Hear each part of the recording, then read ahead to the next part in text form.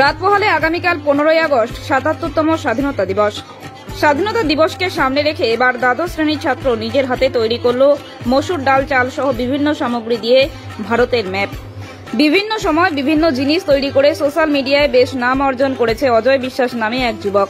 এই যুবক বাড়িতে গাছে কখনো 3D ছবি, কখনো বিভিন্ন গায়ক গায়িকা সহ বিভিন্ন নামি দামি ব্যক্তিদের ছবি এঁকে নাম অর্জন করেছে। এবার স্বাধীনতা দিবস উপলক্ষে মসুর ডাল ও চাল দিয়ে ভারতের ম্যাপ তৈরি করে তাক লাগিয়েছে হবিপুর ব্লকের আইপ অঞ্চলের বক্সিনগর এলাকার অজয় বিশ্বাস নামের যুবক। যদিও তার ইচ্ছে ছোটবেলা থেকেই ছবি আঁকা, সেই ছবি আঁকাকে আঁকড়ে ধরে আগামী দিনে বড় হতে চাইছে অজয়।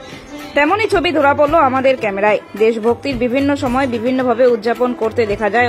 অন্যদিকে এই যুবক প্রতি বছরই কিছু না কিছুর মধ্য দিয়ে স্বাধীনতা দিবস পালন করে থাকে। সবসময় ঘাঁটি তো দেখলাম একটা দাদা করেছিল, আমার খুব ভালো লাগলো। সেটা দেখে আমি আবার বললাম আমি যদি এটা পারি চেষ্টা করি। তো লাস্টে আমি বাড়িতে ট্রাই করলাম যে হচ্ছে কিনা দেখি, তো দেখছি হয়ে গেল। স্বাধীনতা দিবসে 15 আগস্টে আমি প্রতিবারই কিছু না কিছু একটা তৈরি করি। তো এবারও তাই এটা দেখলাম যে এটা যদি হয়, কেউ এখনও আমাদের এখানে করেনি এরকম, তো করি যদি একটু সবাই পছন্দ হয় আর পাবলিকের ভালো লাগে। আগামীকাল 15 আগস্ট এই স্বাধীনতা সংগ্রামীদের জন্য আমার খুব সেই দিনটাকে সামনে রেখে আমি আজকের এই ছবিটা রেখেছি। তো কালকে 15 আগস্ট, আজকে ভাবছি এটা